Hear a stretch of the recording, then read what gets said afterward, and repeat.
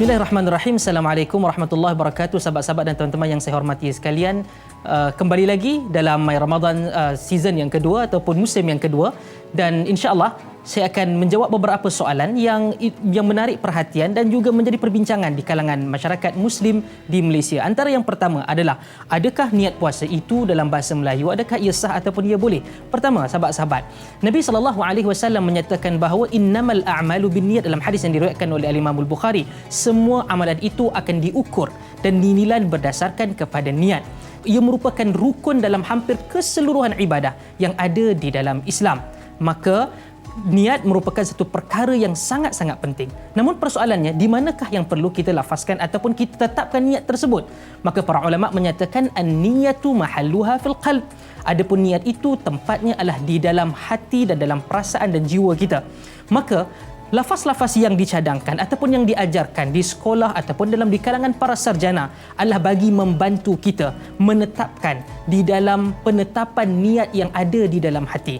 Maka bagi seseorang itu melafazkannya sama ada dalam bahasa apa sekalipun, selama mana ia memenuhi 3 unsur di dalamnya. Yang pertama iaitu al-jazmu, yang kedua at-ta'yin, dan yang ketiga adalah at-tabyid. Apa maksud al-jazam? Al-jazam bermaksud seseorang yang ingin berpuasa pada hari esoknya meyakini dan mengetahui bahawa beliau mahu untuk berpuasa esok.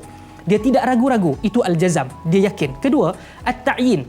Bagi seorang Muslim ataupun Muslimah itu mengetahui puasa yang ingin dilaksanakan pada esok harinya itu adalah puasa jenis apa? Puasa Ramadan, puasa wajib nazar, puasa qada, puasa sunat Isnin Khamis, ataupun apa-apa jenis puasa yang lain. Maka bagi seseorang yang berada dalam bulan Ramadan, secara automatik insya-Allah saya yakin akan tahu bahawa esok paginya beliau ataupun selepas daripada salat subuh itu bermulalah puasa Ramadan beliau. Maka syaratnya ada ataupun unsurnya ada 3, itu yang kedua. Pertama al-jazam, kedua at-ta'yin, dan yang ketiga adalah at-tabyid. Bermaksud ia perlu ditetapkan dalam hati dan perasaannya sebelum daripada salat subuh. Ini berdasarkan hadis yang diriwayatkan oleh Al-Imam Abu Daud, hadis yang sahih, kata Nabi SAW, "Man lam yujmi' as-siyam qabla al-fajri fala siyama lahu." Bagi sesiapa yang gagal dan tidak berniat untuk menunaikan puasa Ramadannya esok pagi sebelum daripada salat subuh, sebelum daripada masuknya waktu salat subuh, maka tidak ada puasa baginya. Maka 3 unsur ini, selama mana seseorang Muslim ataupun Muslimah telah pun memenuhi 3-tiganya, sama ada dia melafazkan dalam bahasa Arab ataupun melafazkan dalam bahasa Melayu, ia tidak menjadi masalah kerana niat itu berada dalam hati, dan 3 unsur ini dipenuhi maka tiada masalah. Cuma ada yang bertanya, perlukah saya lakukan pada setiap hari ataupun secara keseluruhan dalam satu bulan? Maka jawapannya adalah para ulama berbeza pandangan. Ada beberapa pandangan dalam mazhab Malik menyatakan cukup bagi sebulan.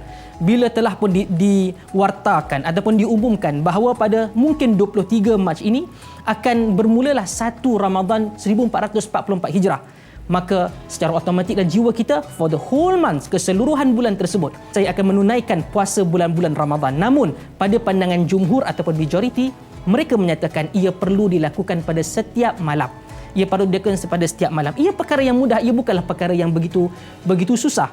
Hanya dengan kita pastikan tak kala kita bangun menyediakan makanan sahur ataupun suhur kita, maka kita dah tahu ini adalah di luar kebiasaan harian kita sebelum daripada waktu salat subuh, maka kita telah berniat dan memenuhi 3 unsur tadi untuk menunaikan puasa Ramadan keesokan harinya. Saya kira insya-Allah itu dapat memberikan pencerahan kepada kita semua. Semoga kita bertemu lagi dalam My Ramadan pada episod seterusnya.